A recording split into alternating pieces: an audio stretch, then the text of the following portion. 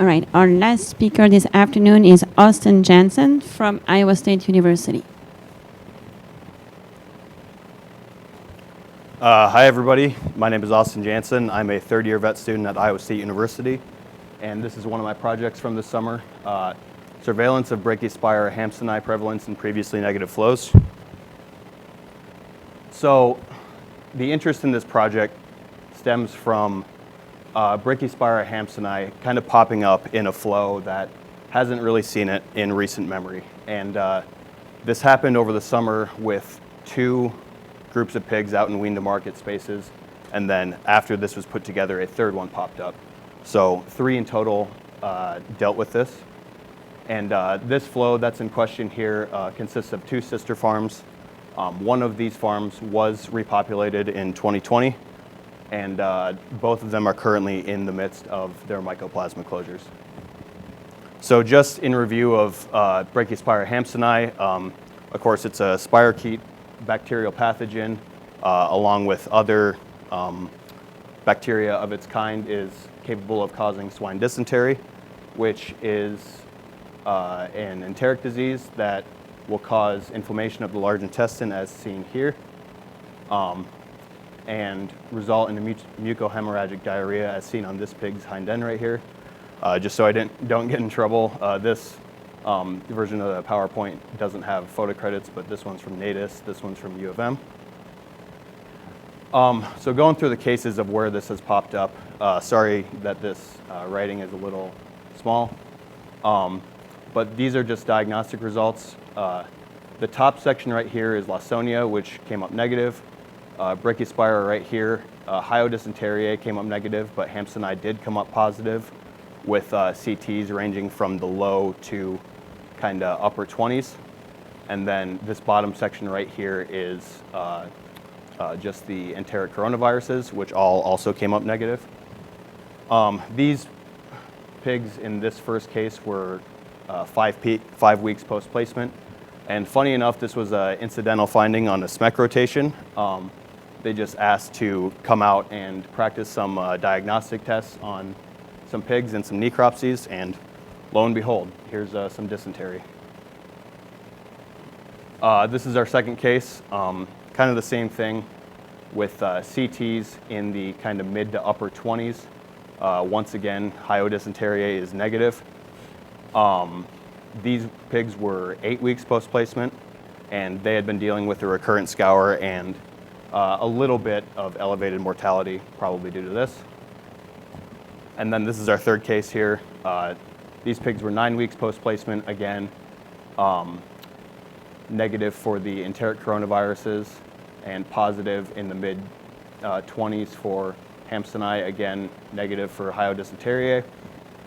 They had previously dealt with some hemolytic E. coli and some salmonella before this, and then, interestingly, the farm manager in this case had only reported 2 pens as having dark stools, even though this was found throughout the barn. And all of these cases were submitted on fecal swabs. So these cases popping up from this flow prompted us to kind of get out in front of it and start to look at this under the microscope. So surveillance is suggested here. Because this hasn't shown up in these flows in recent memory, like I said earlier, which is both peculiar and concerning. And we just want to keep an eye on this and undergo a surveillance project to understand how prevalent it is, how much it's impacting these pigs, and kind of give a little bit of insight into where it came from. So as far as the surveillance protocol goes, this project actually just got underway. So 4 lots are being enrolled over the course of 12 weeks. And these lots will have oral fluid PCRs run on them at 4, 8, 12, and 16 weeks post-placement, just to kind of get an overarching view of how this is going to affect them in their lifespan. And the PCR will be run in pooled samples, 3 oral fluid samples taken from each lot per round. This will be able to tell us which farm in this flow. We can divide it out into 2 farms. It will be able to tell us a little more information about which farm in this flow is kind of carrying the more prevalent Brachyspira. Just some considerations that went into this, this protocol design. The enrollment of 4 lots is a number that we landed on from kind of both ends. It's enough that it's not pushing the limits on how many lots we have on feed with this one flow. We're limited there, so 4 lots is a good number, we thought, for kind of a practicality standpoint. Also, speaking of practicality, production managers will be sampling some of these pigs, so it's more manageable for them to have kind of a lower number-ish of farms to be sampling. And we landed on oral fluids as the diagnostic test for this because it's easier for those production managers to manage. It will represent a larger sample of pigs within the barn. Despite it not being as sensitive as fecal cultures for Brachyspira hampsonii, but that isn't really important in our minds for our purposes here, as that was sort of our initial diagnostic testing, but this is more so surveillance, and we can do with a decreased sensitivity for that. Also, pooling is going to make it easier, and it's going to reduce costs dramatically from the fecal cultures.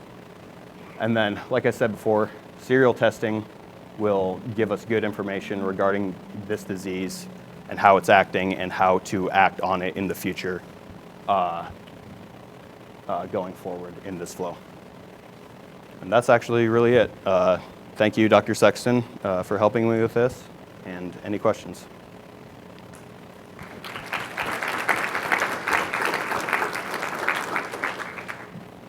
Thank you, Austin. Any questions for Austin?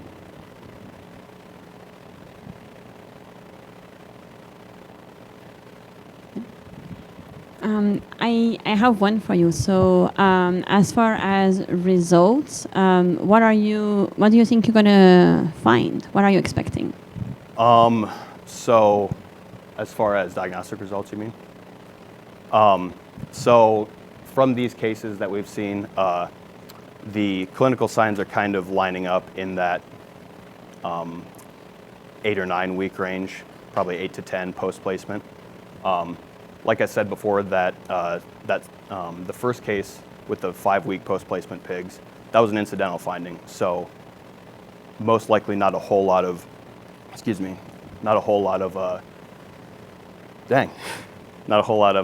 clinical signs going on there. So kind of just starting to be on the rise there. So I would imagine kind of like a bell curve with the middle sections, that 8 and 12 week testing period, having the most prevalence and the most clinical signs, and then the 4 probably starting to creep up or creep down in CTs, and 16 kind of the same scenario there with it kind of weaning off.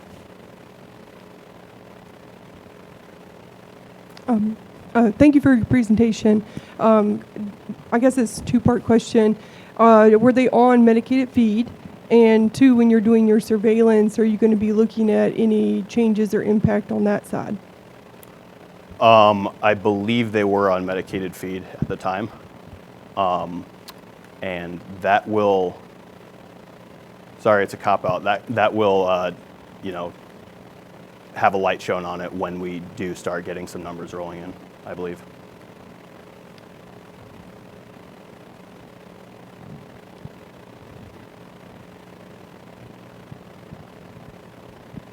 With your initial diagnostics being on fecal swabs, why did you decide to go to oral fluids for your surveillance? So kind of like I said earlier, with it being less sensitive to diagnostics, it's just an easier method to collect, gives us a better representation of the whole population rather than cherry picking a couple pigs here and there that may or may not obviously have these dark hemorrhagic scours running around, and will be more cost effective than the fecal cultures because those are 2 or 3 times the price of oral fluid PCRs. So a couple pros, 1 con, but that's how we landed on that. Thank you.